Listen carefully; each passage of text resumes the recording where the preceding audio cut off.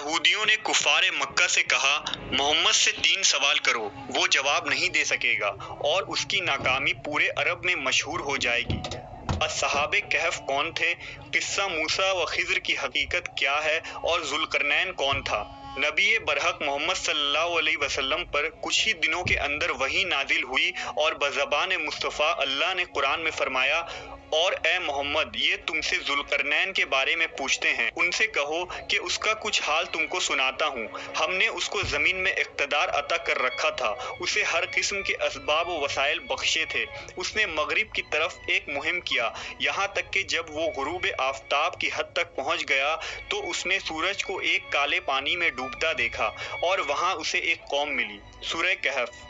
متکلمین اور متاخرین نے ذوالقرنین کی شخصیت کے متعلق مختلف نظریہ پیش کیے اور لوگوں میں مختلف آراء پیدا ہو گئے۔ بہت سے قدیم علماء